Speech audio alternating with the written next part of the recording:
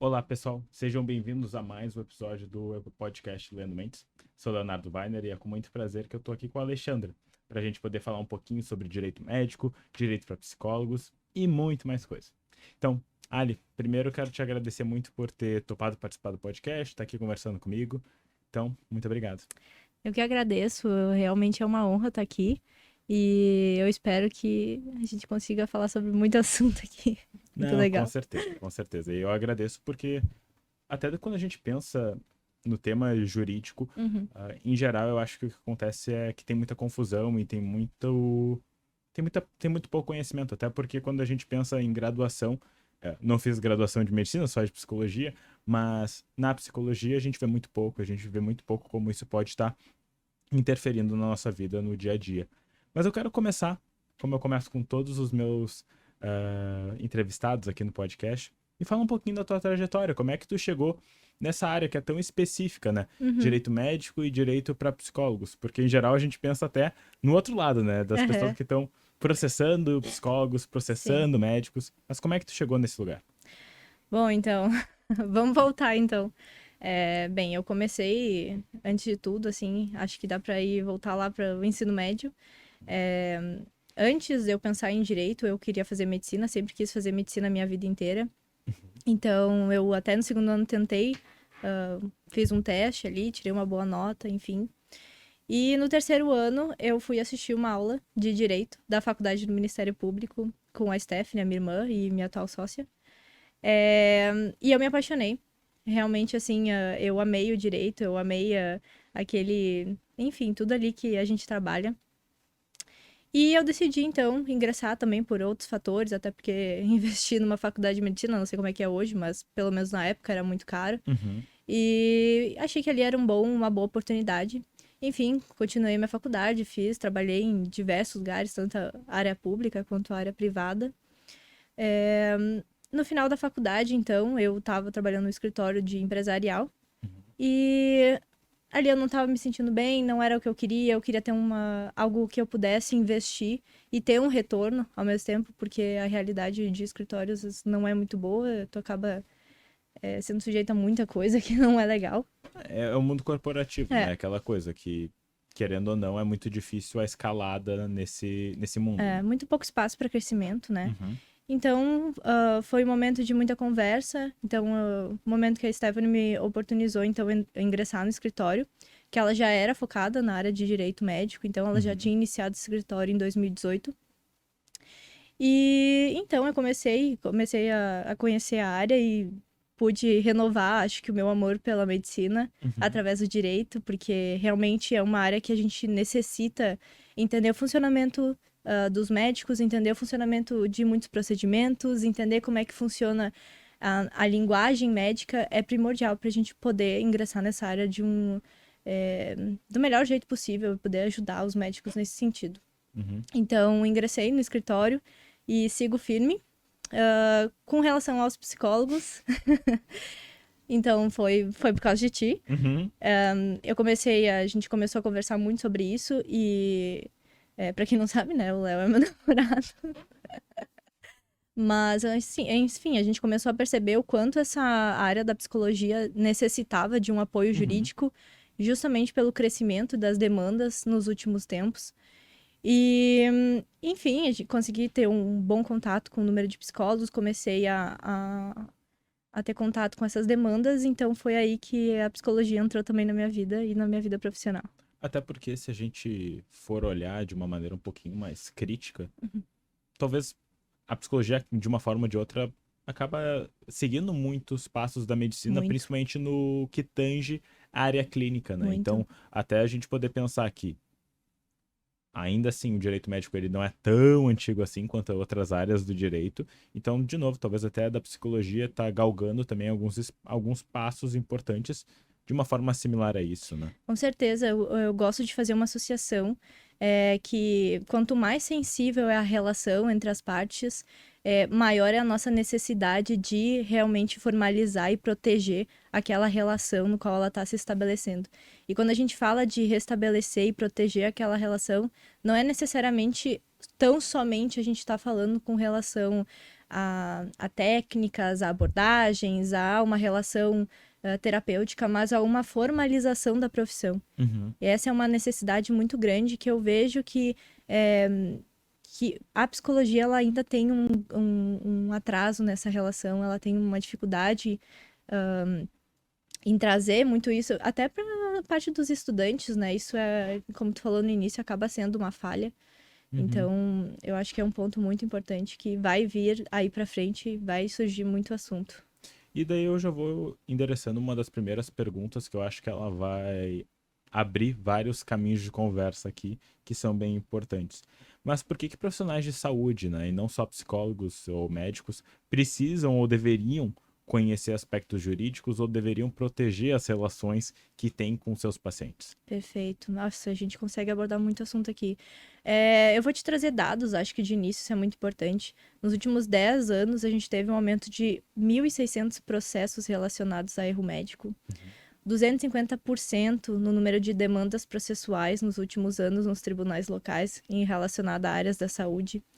A gente teve um crescimento muito grande de demandas, principalmente na área da psicologia e da medicina, pós ali pandemia. Uhum. Então a gente teve uma aproximação das pessoas com um conhecimento ainda mais aprofundado em relação à sua saúde. E isso demanda, então, isso acaba gerando uma relação muito mais aproximada, né?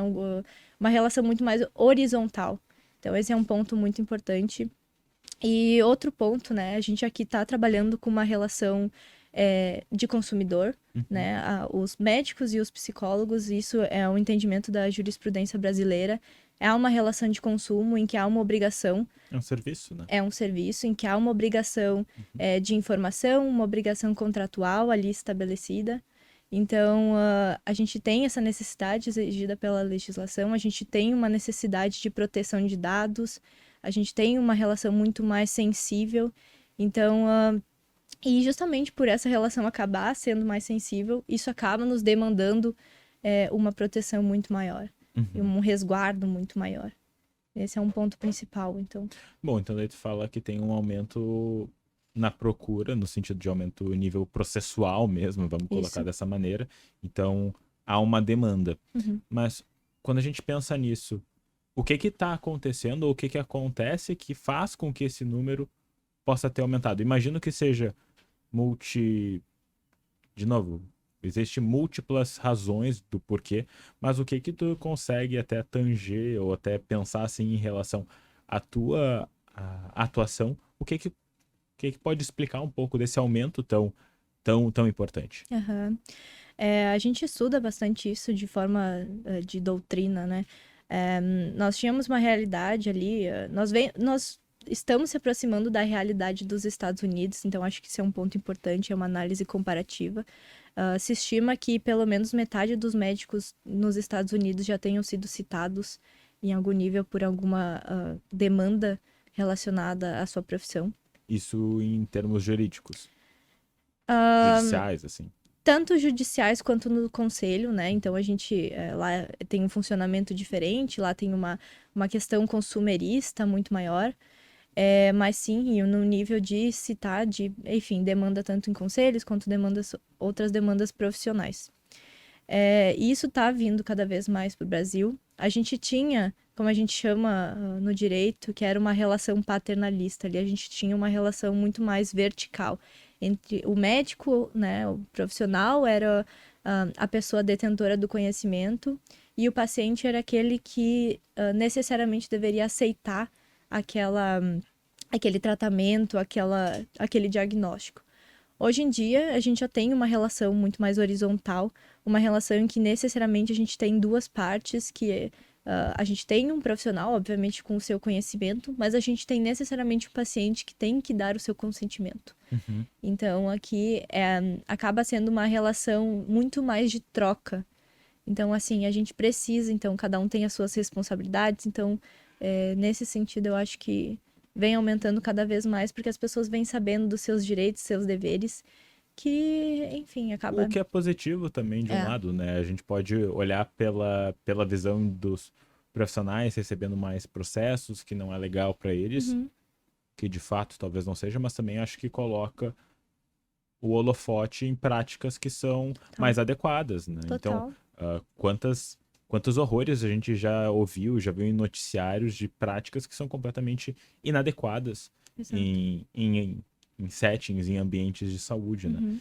E daí, óbvio que a gente não vai fazer uma comparação um para um com os Estados Unidos, como tu mesmo falou, existem questões culturais, sociais muito distintas entre um e outro, mas quando a gente pensa aqui nessa questão processual, a gente consegue fazer um paralelo, então, né? Então, Uhum. como lá, alguns anos atrás, teve esse boom de processos e desse olhar de conselhos para algumas práticas, a gente consegue ver isso aqui acontecendo no Brasil também. Acho que é, Isso. de alguma maneira, uma tendência global.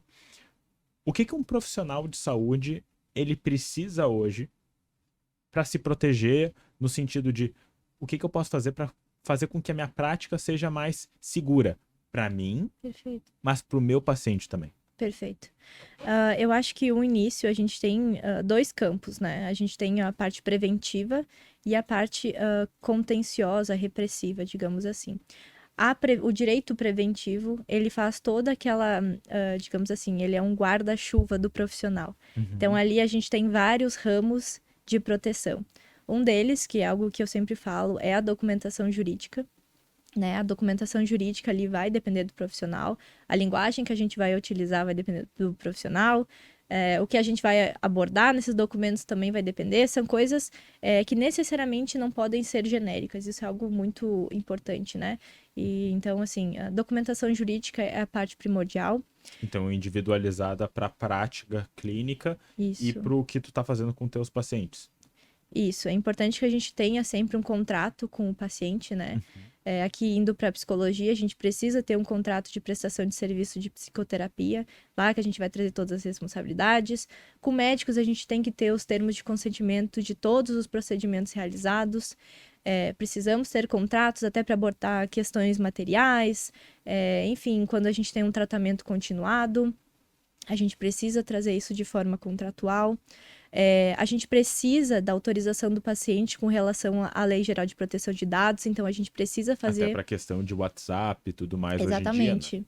A gente precisa fazer essa adequação, assim. E uma pergunta muito interessante que eu achei interessante tá, mas eu tenho um paciente. Eu preciso fazer a adequação à Lei Geral de Proteção de Dados? Preciso. Tu tem um paciente, tu tem um indivíduo que tem dados sensíveis e dados pessoais. Então, Até porque tu está colhendo informações que, de uma forma ou de outra, elas são muito importantes, né? exato. Até porque se a gente parar para pensar, ok, tu tem um paciente, mas é um paciente de risco. Pô, como é que. De novo, não só o de risco, mas Aham. pensando no de risco, talvez fique mais claro a vulnerabilidade da situação e até mesmo para tu poder dar um cuidado melhor para esse Uhum, paciente. com certeza.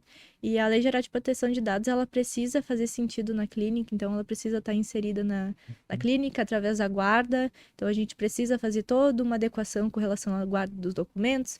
A gente precisa da autorização do paciente para fazer esse tratamento. A gente precisa ter um documento que formalize essa autorização, a gente precisa ter um documento que formalize essa explicação com relação ao que é a Lei Geral de Proteção de Dados.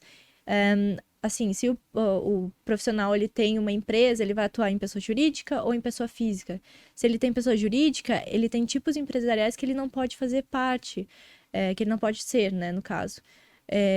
Outro ponto importante, né, assim, que alvará de sanitário, né, isso é algo mais corriqueiro para profissionais, para médicos, por exemplo, mas não é incomum eu ouvir contadores dizerem para psicólogos que eles não precisam de alvará sanitário. Uhum. Então, assim, isso é algo que acho que vai muito no mesmo sentido da tua pergunta anterior com relação à confusão. Há muita confusão em relação a contadores e advogados. São profissões totalmente diferentes. E que o objetivo é diferente, né? Então, Exato. até quando eu entendo que quando tu fala isso, não é uma crítica ao trabalho do contador, mas é entender onde cada um tá. É a mesma coisa. O psicólogo ele pode até ter o raciocínio sobre a medicação e pode saber muito bem de medicação, mas no final das contas, quem vai poder medicar é o psiquiatra, é Perfeita o médico. analogia. Perfeita analogia. É exatamente isso. Uhum. É...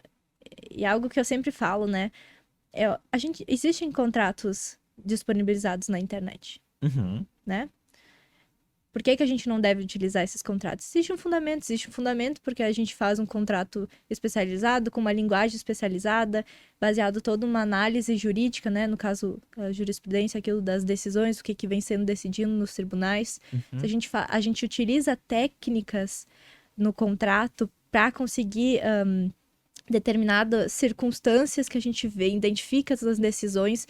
Então, tudo é baseado num estudo muito profundo que a gente faz. E volta pro ponto que tu falou de individualização, né? Tu tá individualizando Exato. para aquela pessoa. É a mesma Exato. coisa que, eu vou fazer um capítulo, eu vou botar no chat GPT e escreve um capítulo.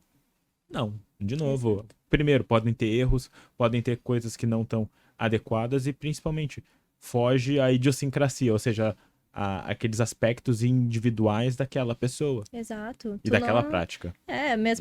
a gente pode fazer, então, aqui uma analogia, né? Tu tem dois pacientes, por mais, talvez, semelhantes que sejam a sua vida, tu vai ter abordagens diferentes, As dependendo técnicas e tudo mais. técnicas. Então, isso é a mesma coisa de um contrato. Dois pacientes deprimidos, eles não são iguais, né? Então Exato. entra nessa questão. Exato. Então, essa acho que é uma boa analogia para a gente utilizar, porque a gente não deve utilizar contratos genéricos.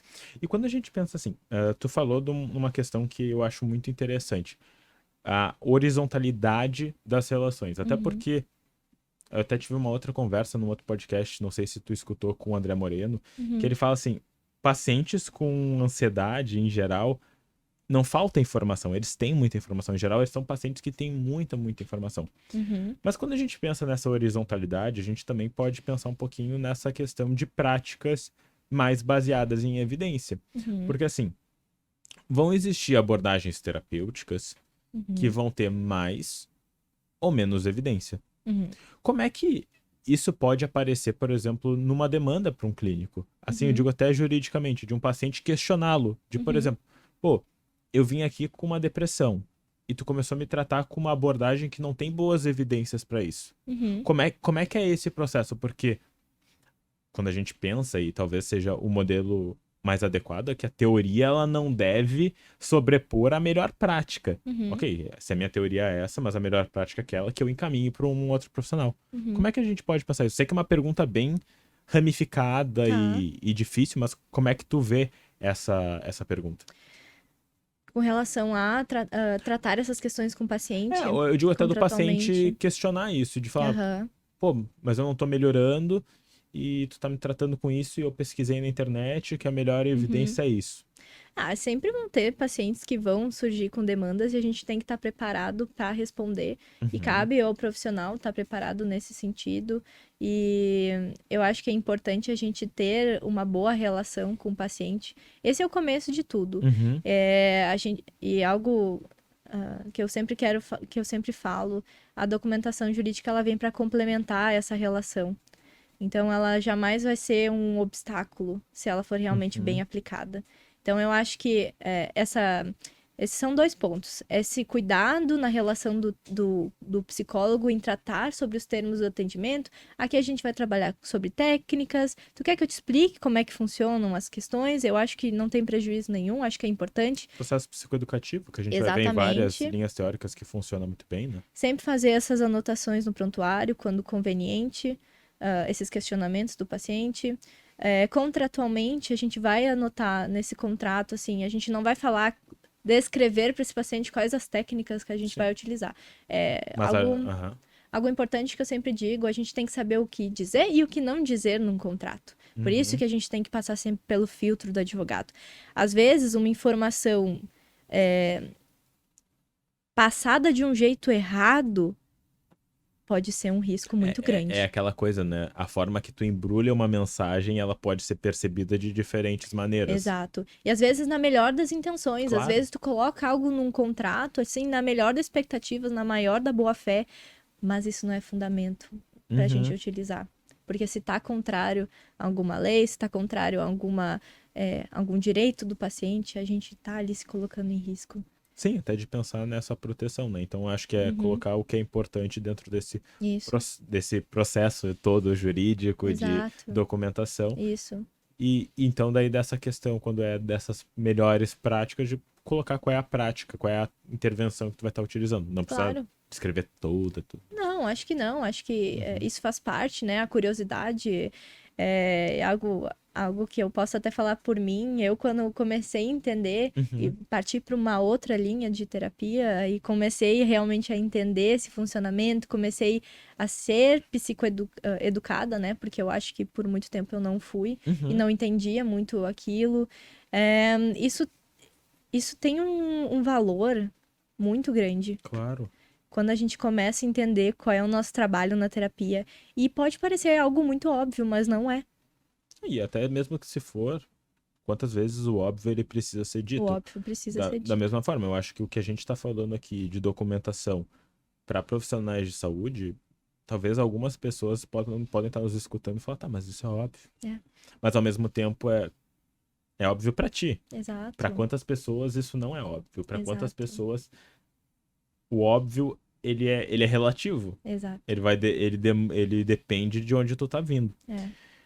E daí vamos seguindo nisso, né? Tu falou desses aspectos jurídicos, tu falou de LGPD, tu falou de contratos, mas quais são as confusões ou as dificuldades que, em geral, os profissionais costumam levar para ti, para tua irmã no escritório? O que Uhum, costuma aparecer mais para vocês? E daí, uhum, de novo, não precisa fechar só para psicólogos ou só para médicos, mas perfeito. para vocês em geral. Uhum. Eu acho que justamente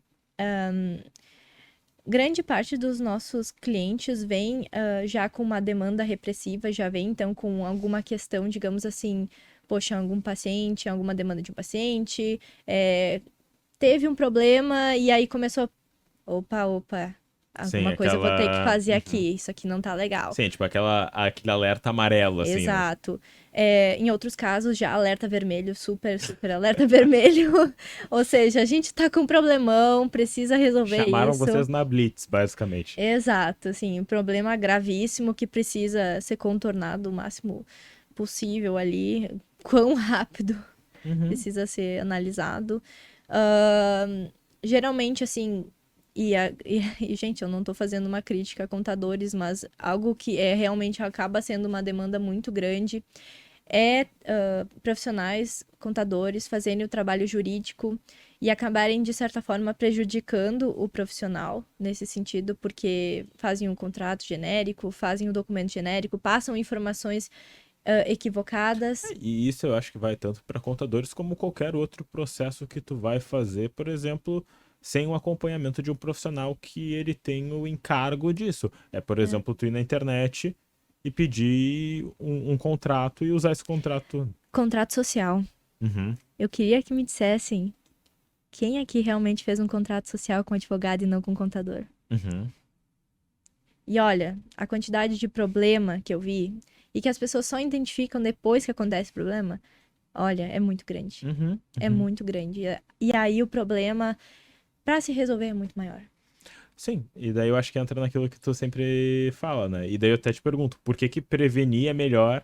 Por que que é importante fazer esse processo preventivo? Como é que isso entra? Por que que é tão importante a prevenção? Eu gosto até de fazer aquela comparação Aham. com o que a gente aprende na área de saúde, né? Prevenção primária, secundária e terciária. Primária, de novo, prevenção, a doença não se instalou.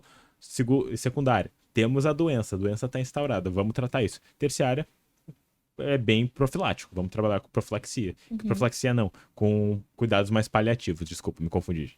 Perfeito. Não, eu acho que a gente faz essa mesma analogia. Os riscos são menores. Os riscos são infinitamente menores. Quando a gente já tem uma demanda ali, digamos assim, sangrando, né? A gente tem que trabalhar. Poxa, nós temos, e até com uma questão de porcentagem, nós temos tan- tantos por cento ali de chance de realmente conseguir contornar essa questão. E algo muito importante é que quando a gente lida com o judiciário, quando a gente lida com os conselhos profissionais, a gente está lidando com pessoas que têm ali uma carga, que têm ali um entendimento, que tem ali uma postura, que elas vão aplicar a lei, mas elas têm a sua interpretação, então a gente está ali correndo determinado risco. Muitas vezes a gente tem processos que são julgados de uma forma, tem processos que são julgados de outra, e acaba virando uma roleta russa. Então, quando a gente tem uma demanda A gente tem riscos, óbvio, os riscos sempre vão existir, mas quando a gente não tem algo para estancar, é muito mais fácil da gente trabalhar. É muito mais seguro, né? E uma das coisas que. Eu tava até assistindo esses tempos um programa do John Oliver no HBO. E ele falando muito, né? E não me lembro agora qual era o episódio específico, mas eles falando, acho que era de. ah, daquelas séries, por exemplo, de Law and Order, Uhum. CSI e tudo mais. E como muitas pessoas entendem e pegam aquela informação daquelas séries e acreditam que aquele é realmente o processo legal, que aquilo que funciona é aquilo que acontece com o policial, com o jurista e assim por diante. E daí eu te pergunto, quanto que isso acontece também até com os profissionais? Porque, Uhum. por exemplo, de terem entendimentos ou ideias de como vai se dar esse processo de proteção jurídica, por exemplo, transpondo de, sei lá, de assistir o House. E, como é que funciona o processo jurídico com o House?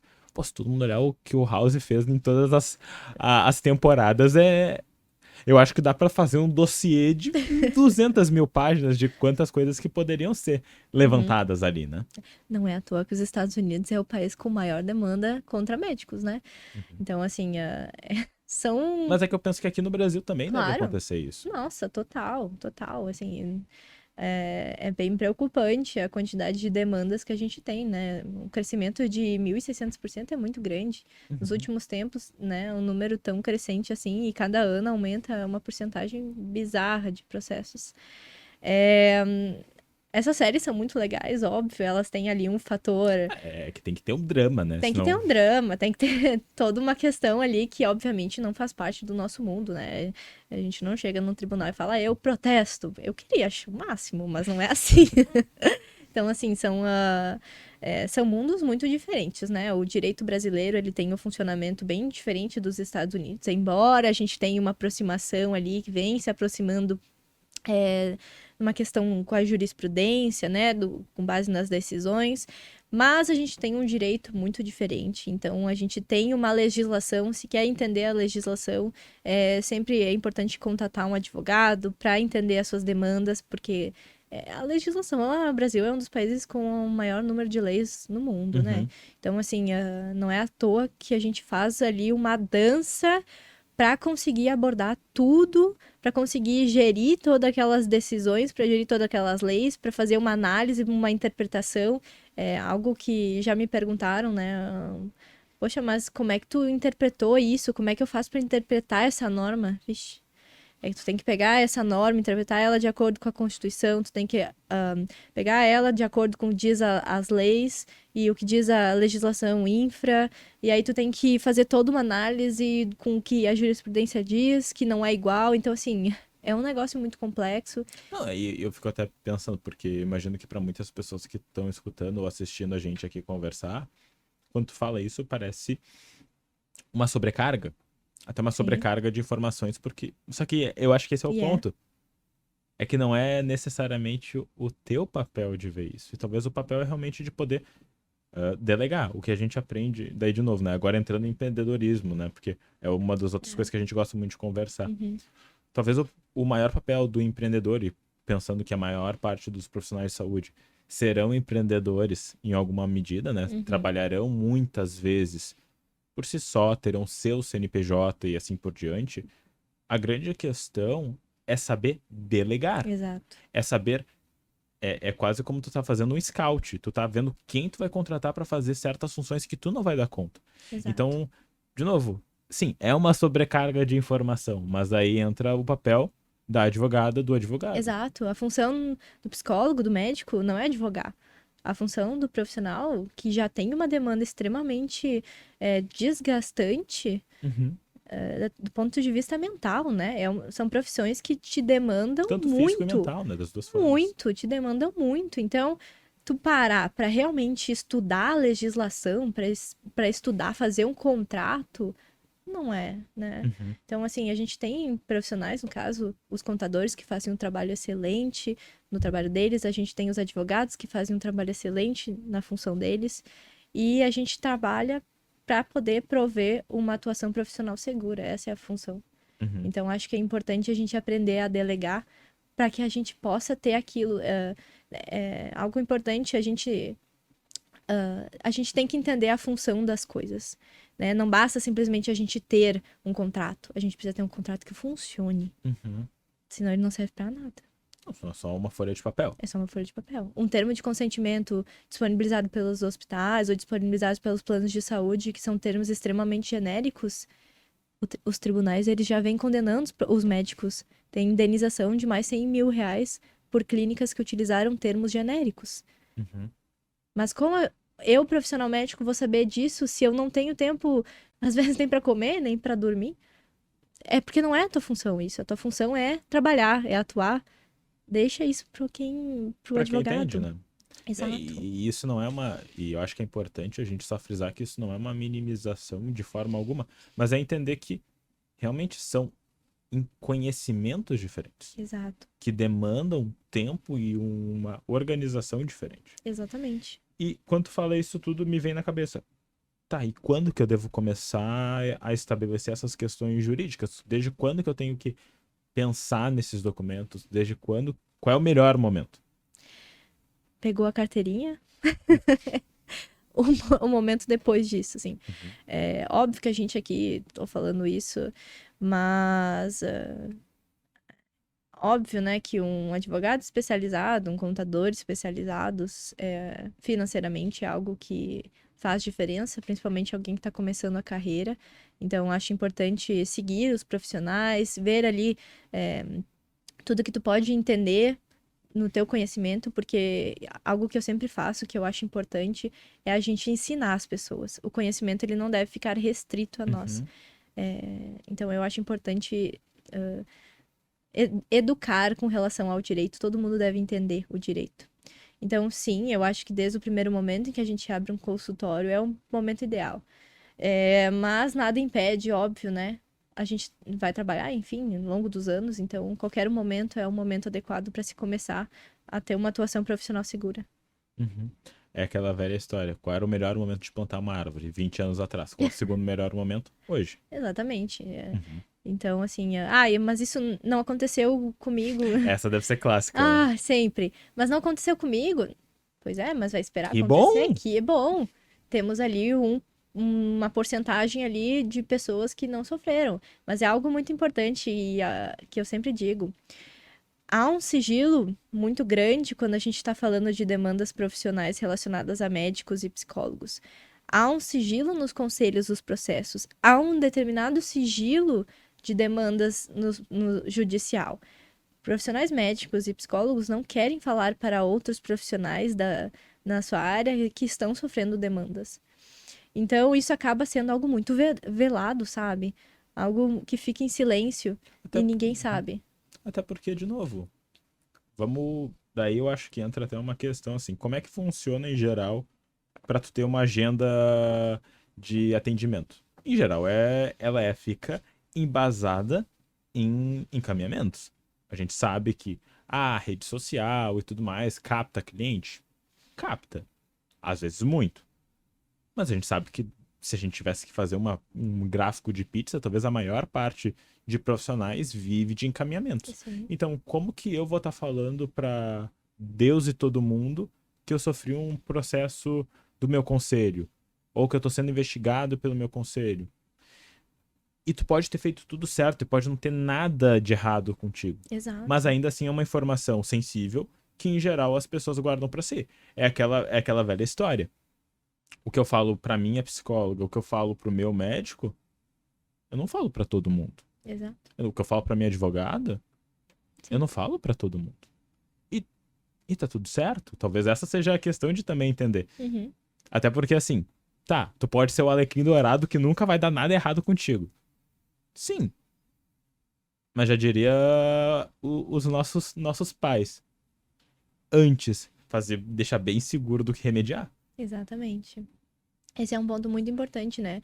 A gente tem que entender que existem questões que são importantes de lidar dentro de uma profissão, para lidar dentro de um negócio, e que elas fazem parte de uma necessidade de um funcionamento. Se a gente decide não fazer essas questões, ok, nós estamos nos colocando em risco. Se efetivamente a gente vai sofrer alguma coisa, é outra coisa, né? Se a gente vai literalmente atravessar a rua e vai ser atropelado, é a analogia, mas vai ser uma coisa. Então, assim, a nossa, a nossa, a questão primordial é entender se a gente quer estar sujeito ou não a riscos, né?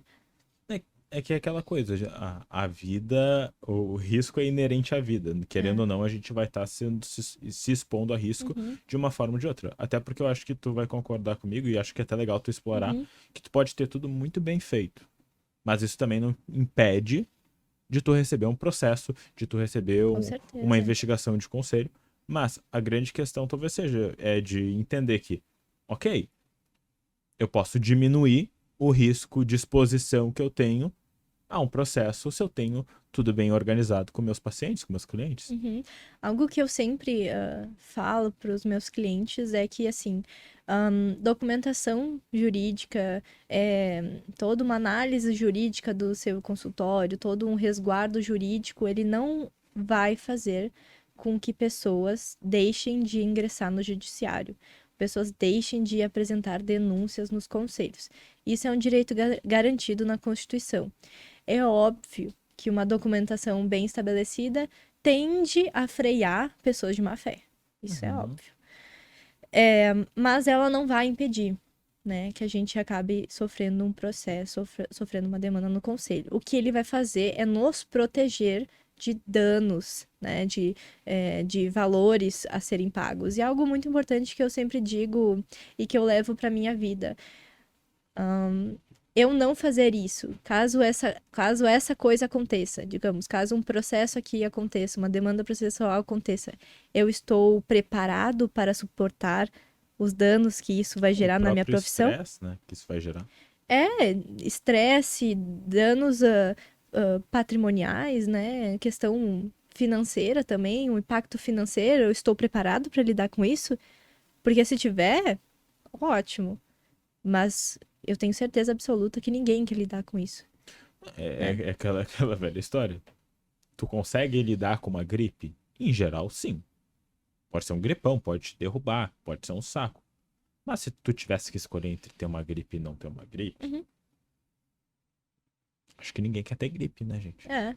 Não, e assim, sinceramente, né, que falando até de uma gripe, algo assim que, em tese, pode ser inofensiva, mas a gente pode ter uma doença muito mais grave, a gente pode ter digamos assim, fazendo uma analogia, Ah, né, por ter um exemplo, câncer. Covid, por exemplo, que a gente tá É, falando. fazendo uma Uhum. analogia. Tem determinados processos que a gente acaba pegando no escritório que acabam gerando um dano ao consultório, à clínica gigantesco. E que se estende por Que muito se tempo. estende por muito tempo e é assim, é um sofrimento, porque a cada intimação do judiciário é um sofrimento pro cliente, entende? Poxa, olha essa decisão, sabe? E às vezes é isso, às vezes é pro melhor que é o nosso trabalho, quando o dano já tá feito, é difícil contornar Até porque tu fala, né? Então, pra gente pensar quando estabelecer, acho que o mais cedo possível é o o melhor. mais cedo possível.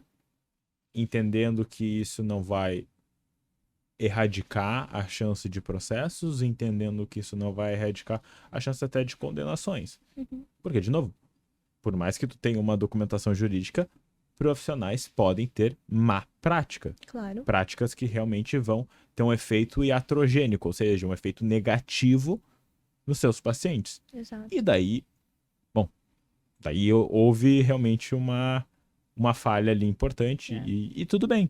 É a gente entender isso porque essa questão jurídica ela vai para os dois lados, como tu falou. Uhum, É um direito e é importante que a gente entenda isso até mesmo para produzir melhores práticas. uhum, Eu acho que tudo isso que a gente fala também se resume um pouquinho nisso. com certeza. Eu acho assim, algo muito importante, e eu pensei logo que tu falou isso, e acho que a gente pode fazer uma analogia com o erro médico, né? Nem toda complicação em um procedimento necessariamente tem a ver com erro médico. Claro. Aqui, quando a gente fala num procedimento, a gente tem várias consequências que podem decorrer do procedimento, que são fatores inerentes ao organismo do paciente, são fatores inerentes ao procedimento que está sendo submetidos, que não necessariamente tem a ver com uma conduta negligente, imprudente, ou uma imperícia do médico. Então, assim, a gente vai ter circunstâncias que vão ocorrer na nossa profissão, e provavelmente nessas condutas de complicações, né, que acabam vindo de procedimentos, tendem a gerar processos, tendem a gerar insatisfação, principalmente naquelas especialidades em que tudo precisa dar certo, né? No caso da obstetrícia, em especialidades que tendem a trabalhar com crianças. Então, aqui a gente tem uma análise, e eu acho que serve também essa questão, né? Quanto mais sensível, mais a nossa necessidade de proteção. Quando a gente trabalha com crianças, maior é a nossa necessidade de resguardo. Quando a gente trabalha com questões que demandam complicações e riscos maiores, maior é a nossa A gente necessidade. está falando de vulnerabilidade, né? Então, quando a gente está falando de vulnerabilidade, a gente está falando necessariamente de um cuidado, e cuidado especial, um cuidado dedicado, um cuidado que vai realmente demandar que o profissional olhe para si, e além de olhar para si, que possa olhar para o que está acontecendo de uma maneira mais completa. Né? E tratar sobre essas questões de maneira nenhuma é um desserviço à relação, é um prejuízo à relação. Cabe a gente, enquanto profissional, a gente saber nas nossas responsabilidades. E também, assim, algo que eu sempre digo, a documentação ela é para nossa proteção. Se a gente tem um paciente que ele chega no consultório e ele não quer assinar, por quê? É um alerta. E daí, assim, né? Quando que a gente dá o contrato pro paciente? Eu acho que é importante, o contrato, ele sempre vai servir para estabelecer as condições e termos do atendimento. E se o paciente ele vai concordar com esses termos e condições lá no primeiro momento, antes de começar o tratamento. Então, assim, óbvio que a gente, quando vai implementar a documentação e a gente já tem um consultório cheio de pacientes, a gente vai fazer a introdução desse contrato, a gente vai tratar. E o paciente vai decidir, vou querer esses termos, vou querer essas condições de atendimento? Ok, quero, assina, estabelecida a relação a partir daquele momento. Mas é óbvio, né? É sempre importante que o contrato, esses termos sejam trabalhados desde lá do início. E eu falo isso até como por experiência própria, assim, no meu outro processo de psicoterapia, eu não fazia a menor ideia de como funcionava, eu me surpreendi por questões de valores, então eu acho que, assim, quando a gente tem um conhecimento prévio dos nossos termos, quando a gente estabelece uma relação com o terapeuta, quando a gente estabelece e a gente entende o funcionamento, como é que aquilo ali, a gente já tem um ponto de segurança. Poxa, eu já sei que isso aqui vai funcionar desse jeito, então bora agora, a partir disso aqui, estabelecer as outras questões da relação. Então, sim, desde o primeiro momento. No momento que o paciente chega ao consultório. Esse é o melhor momento. Show de bola, eu acho que isso é importante, né? E até, às vezes o paciente talvez verifique, e daí falo até por minha experiência, receoso em assinar porque não entendeu alguma coisa. E daí também é o nosso papel, como profissionais, de estar junto, entregar esse documento junto e poder tirar qualquer dúvida. Com certeza. Porque, de novo, dúvidas são naturais e não tem problema nenhum a gente ter dúvida com um determinado contrato. A questão é a gente poder conversar, trabalhar isso da relação, como tu mesmo colocou, né? A gente está falando de um aspecto adjunto, adicional do processo terapêutico, vamos pensar tanto médico quanto psicológico, mas que é fundamental para a prática, né? E bom, a gente está indo mais pro nosso finalzinho, a gente já falou sobre vários temas, acho que a gente poderia ficar muito tempo falando sobre casos e causos que podem ter acontecido aí no decorrer, assim, da prática, mas eu acho que até para quem está nos escutando e que talvez está ingressando na prática clínica, seja médico ou psicólogo, ou até para pessoas que talvez tenham interesse de saber como isso funciona, já dá para ter uma ideia bem global e uma ideia bem interessante de como isso se dá. E por que isso é tão importante de ser abordado no início, de maneira clara, de maneira assertiva, porque, de novo, A gente não vai ficar usando... Tanto que aqui a gente pouco falou de termos super juridiquês, ou a gente ficou falando de termos super psicológicos e psicopatológicos e médicos. Sim, dá pra fazer? Dá. Mas, de novo, com mais assertivo, mais claro, menos chance de interpretações erradas. Com certeza. Então, fundamental. E daí eu te pergunto, assim, a gente tá chegando no final e a gente vai sempre para alguns pontos. Se tu tivesse que resumir o que a gente falou aqui hoje, ou o que tu acha que as pessoas deveriam, poderiam tirar da nossa conversa, o que seria? Uhum. Eu acho que a profissão, ela já demanda muitos fatores de estresse muito grande, principalmente no crescimento, como captar paciente, como estruturar, né, o consultório.